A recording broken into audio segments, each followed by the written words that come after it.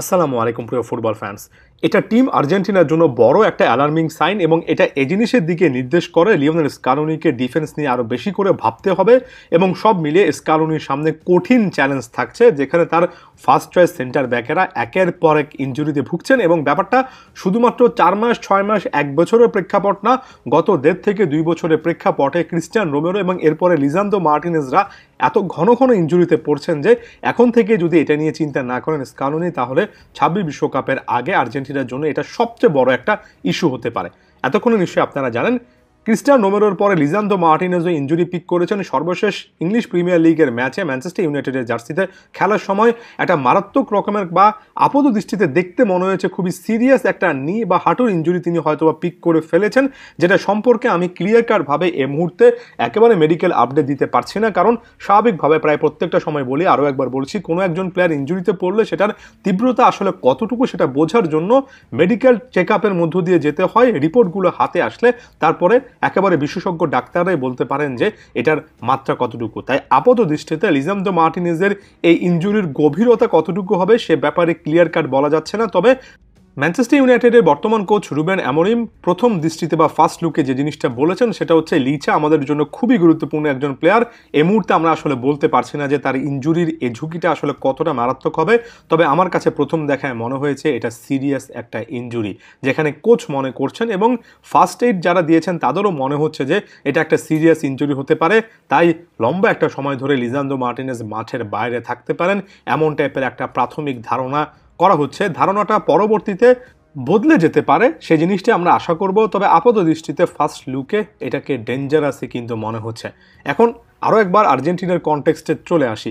Lisandro Martinez কিন্তু এই প্রথম সাম্প্রতিক সময় ইনজুরি পিক করেছেন ব্যাপারটা এমন নয়, বরঞ্চ যারা লম্বা সময় ধরে তার খেলা দেখছেন 2022-এর মে থেকে এই প্রবণতাটা শুরু হয়েছিল। তারপরে ইনজুরি লিস্টটা দেখলেই বুঝতে পারবেন 2023-এ 78 দিন, 106 দিন, এমনকি 2024 গত বছরের ফেব্রুয়ারিতে ফিরে আবার 2 মাস, এপ্রিলে আবার 1 মাস এমন মাঠের বাইরে ছিলেন, মাঝখানে একটা লিন পিরিয়ড কাটাচ্ছিলেন ইনজুরি মুক্তভাবে। তবে বর্তমান সময়ে এসে আরও একটা মারাত্মক ইনজুরির দিকে গেলেন। অন্যদিকে আপনি যদি ক্রিস্টিয়ান রোমেরোর দিকে তাকান, রোমেরোও কিন্তু ডিসেম্বরের পর থেকে ইনজুরি সংক্রান্ত ইস্যুর কারণে এখন পর্যন্ত ফিরতে পারছেন না এবং তারও আগে নভেম্বরও ইনজুরি সংক্রান্ত ইস্যু ছিল। তারও আগে যদি আপনি চলে যান, ছোটোখাটো কিছু ইস্যু না ছিলই ক্রিস্টিয়ান রোমেরোর ক্ষেত্রে। সাম্প্রতিক বা সর্বশেষ ইনজুরিটা অনেক লেংদি হয়েছে, তবে তার আগে 1 থেকে 2 সপ্তাহ 3টা 4টা এমনকি কিছু কিছু ক্ষেত্রে 6টার মতো ম্যাচ মিস করেছেন, এমন দৃশ্য কিন্তু আমরা দেখেছি। আর্জেন্টিনার কনটেক্সটে যেটা লিওনেল স্কালোনিকে বড় একটা চ্যালেঞ্জের মুখে ফেলে। আমি প্রায় সময় বলি, যখন আপনার ফার্স্ট চয়েস দুজন সেন্টার ব্যাকের দুজনেই ইনজুরি সংক্রান্ত ইস্যুর মধ্যে ভোগেন, তখন আপনার ডিফেন্সে অভিজ্ঞতাটাকে আলাদা রকমের গুরুত্ব দিতে হয়, কোচরা দেন। কারণ আপনার ফার্স্ট চয়েস সেন্টার ব্যাকেরা শুধুমাত্র যে দলের মধ্যে সবচেয়ে বেস্ট পসিবল ব্যালেন্স নিয়ে আসেন ব্যাপারটা এমন নয়, সেন্টার ব্যাকদের মধ্যে একটা অন্য রকমের বোঝা পড়া থাকা লাগে, একে অপরের খেলা বোঝা লাগে। সেন্টার ব্যাক পজিশনে আমি যদি দুজন সেন্টার ব্যাকের সিস্টেমের কথা বলি, এটা এমন একটা পজিশন যেখানে একে অপরের সাথে কম্পেনসেট করে একে অপরের খেলাটা বুঝে, মুভমেন্টটা বুঝে তারপরে কিন্তু আসলে খেলতে হয়। তাই কোনো একটা সময় যখন লিসান্দ্রো মার্টিনেজ ইনজুরিতে পড়েন, কোনো একটা সময় যখন ক্রিস্টিয়ান রোমেরো ইনজুরিতে পড়েন এবং একজন থাকেন, বাকি একজনের সঙ্গে কম্বিনেশনটা ঠিক রাখার জন্য নিকোলাস ওটামেন্ডির মতো অভিজ্ঞ প্লেয়ারের দিকে যেতে হয়।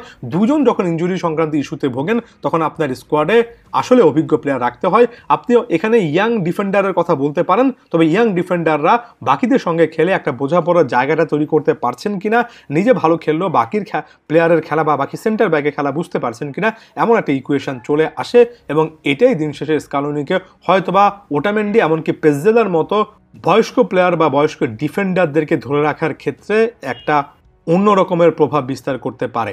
তাই এই জায়গা থেকে স্কালোনিকে যে জিনিসটা করতে হবে, বিকল্প ডিফেন্ডার তৈরি করে ফেলতে হবে, সেটা বালেদ্দি হোক, সেটা মার্কোস সেনিসির মতো একজনকে এনে হোক, বা বাকি ইয়াংস্টারদেরকে সুযোগ দেওয়া হোক।